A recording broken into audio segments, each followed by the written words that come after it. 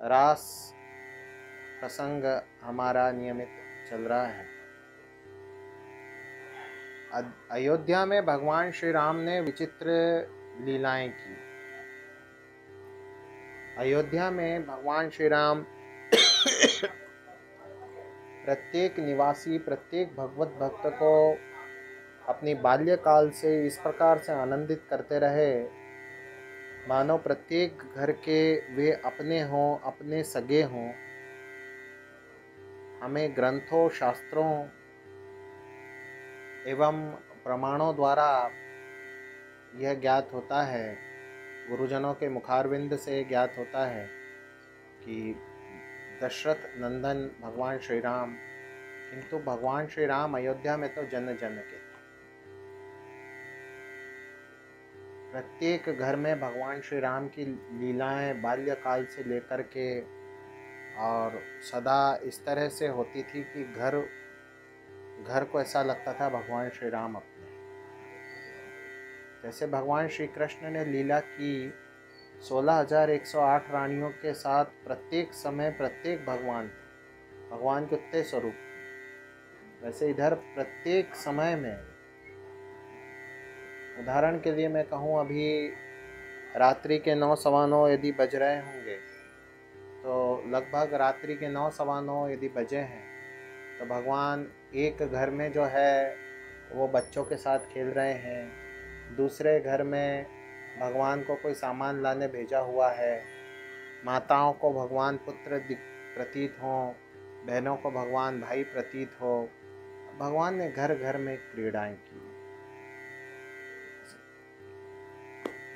अब यहाँ जिन्होंने भगवान को प्राप्त करना चाहा तो उनके लिए भगवान ने प्रावधान भी विशेष रखा।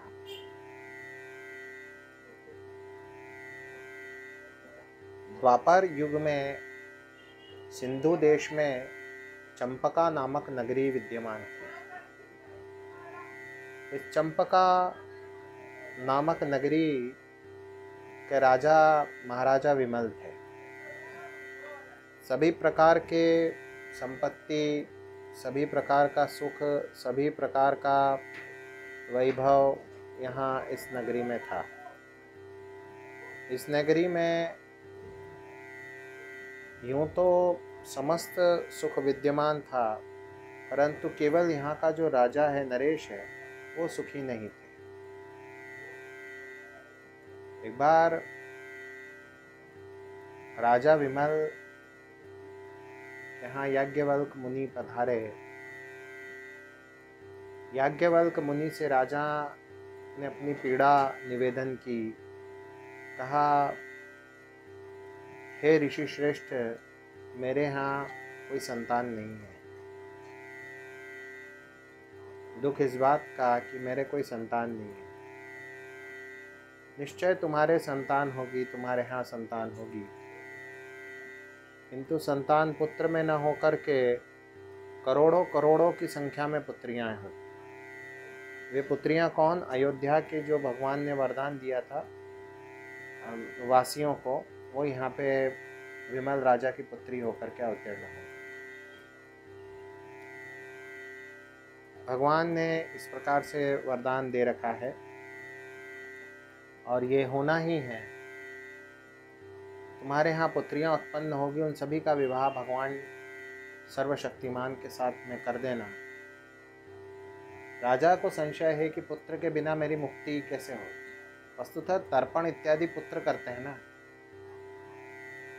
और 3 पीढ़ियों तक तर्पण होता है। एक विस्तृत विज्ञान है जो मैं आगे बताऊंगा। तो एक संशय है ये। इस पर याज्ञवल्क ने कहा कि जब तुम भगवान को अपनी पुत्रियां और सर्वस्व समर्पित कर दोगे तो मुक्तिदाता को आप इतनी बात दोगे तो क्या मुक्ति और क्या जो है गति, सब देने वाले तो वही है। राजा भी तुम्हारी आयु है, आगे तुम जीवित रहोगे, देखो आगे। ऐसा कहा याज्ञवल्क मुनि ने। कुछ शताब्दियां व्यतीत हुई और वो समय आ पहुंचा जिसका संकेत याज्ञवल्क्य ने किया। इधर राजा के यहाँ करोड़ों की संख्या में पुत्रियां हो गई और राजा की बच्चियां बड़ी हो गई। अब बच्चियां बड़ी हो गई तब तक तो राजा रुका रहा। फिर राजा को चिंता हुई विवाह की, तो राजा ने अपने दूत को कहा कि याज्ञवल्क्य ऋषि श्रेष्ठ ने संकेत किया था कि मथुरा में वसुदेव के घर भगवान का अवतार होगा, भगवदावतार होगा। जाके वसुदेव जी से निवेदन करो कि मेरी पुत्रियों का विवाह करना है।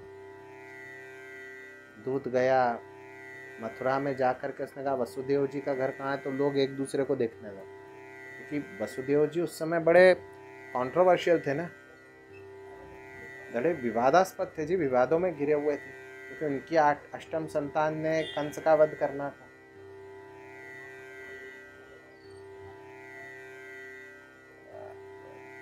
किसी ने दूत को तो किसी ने कुछ बताया नहीं, और दूत बड़े निराश भाव से मथुरा से निकला और फिर वो चंपका नगरी पहुंचा। चंपका नगरी जब दूत पहुंचा तो दूत ने अब निवेदन किया महाराज विमल से, कहा महाराज मथुरा में तो कोई बोलने को तैयार नहीं। वहाँ तो इस बात के चर्चे हैं कि 7 संतान हुई थी जिन्हें कंस ने मार डाला, और 8वीं संतान हुई थी, पता नहीं हुई थी या मर गई, अथवा कोई कन्या हुई थी और वो आकाश में चली गई। ऐसी ऐसी कथाएं सुनते हैं। हम तो हाथ जोड़ते हैं भैया, कंस राजा तक पता पड़ेगी तो तुमको भी मरवा देगा और सबको मरवा देगा, इसलिए ऐसी पूछ परख यहाँ मत करो। किंतु एक विलक्षण दृश्य मैंने देखा जो आपके संज्ञान में डालना जरूरी है। राजा से कह रहा है दूत, एक विलक्षण दृश्य देखा। क्या देखा? कि जी मैं मथुरा से जा रहा था, क्या तो मैं मार्ग भटक दिया गया, पता नहीं, एक अद्भुत क्षेत्र में पहुंच गया और वहाँ एक छोटा सा बालक मैंने देखा और उसकी वक्ष पे श्रीवत्स का चिन्ह था। जैसा कि आप बता रहे थे कि बालक के जो है वक्षस्थल पे श्रीवत्स का चिन्ह होगा, तो बिल्कुल, और जो आपने वर्णन किया था वो वर्णन से तो कई गुना सुंदर और आकर्षक वो बालक था। और वो यमुना के पुलिंद पर जो है गौचारण कर रहा था, पर बस झलक दिखी मुझे और उसके उपरांत तो वो बालक दिखा नहीं। ऐसा मैंने एक बालक देखा दिव्य, और मैं धन्य समझता हूँ स्वयं को, पर मैंने वो बालक बिल्कुल मथुरा में नहीं देखा। वो बालक मुझे दिखा कहीं अन्य क्षेत्र में, और बड़ा सुंदर क्षेत्र था। वो क्या क्षेत्र मुझे पता नहीं। उसके उपरांत मैंने स्वयं को मथुरा के मार्ग में पाया। अच्छा, ठीक है। अब राजा ने दूत की बात सुनी, राजा भ्रमित रहा। इतने में सुना सिंधु देश पे भीष्म ने आक्रमण कर दिया। सिंधु देश एक बहुत बड़ा प्रांत था, इनकी नगरी पे किया आवश्यक नहीं है, लेकिन इस अवसर का लाभ उठाते हुए राजा विमल अपने रथ पे सवार होकर भीष्म जी से भेंट करने जा पहुँचे। भीष्म जी तो यहाँ युद्ध करने आए हुए थे, उधर राजा विमल भेंट करने आए हैं। तो भीष्म जी ने समय दिया, कहा बोलो राजा। कहा मेरी पुत्रियाँ हैं और याज्ञवल्क्य जी का ऐसा ऐसा आदेश है, आप बताओ। आप पूर्वा पर विचार करके भूत भविष्य वर्तमान तीनों ठीक ठीक जानने वालों में श्रेष्ठ हैं। भीष्म जी ने विचार करा और हाथ जोड़ लिया। उन्होंने कहा नहीं नहीं, बिल्कुल ठीक बात है, किंतु उस संतान को वसुदेव जी गोकुल में छोड़ आए हैं, और अब गोकुल वालों की संतान को अपने साथ ले आए, जो जगत जननी जगदम्बा माँ विंध्यवासिनी के रूप में विराजित है, प्रतिष्ठित है, प्रकाशित है। राजा एक काम करो, तुम श्रीधाम वृंदावन में अपना दूत भिजवाओ, भगवान तुम्हारी अवश्य सुनेंगे। वहाँ दूत को भेजा गया तो सहसा ही दूत को पुनः भगवान के दर्शन हो गए। दूत ने कहा कि हमारे स्वामी महाराज विमल पुरुषोत्तम यज्ञ कर रहे हैं, और हे पुरुषोत्तम आप चल कर के हमारी जो कन्याएं हैं हमारे राज्य की, उनको वरण करो।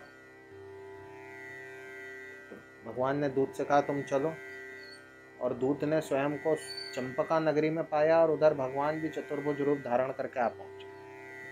राजा ने पानी ग्रहण किया, यूं भगवान इतने से हैं, पर यूं भगवान का पानी ग्रहण हुआ और उतनी करोड़ों कन्याओं को लेके परमात्मा आ गए पुनः श्रीधाम में।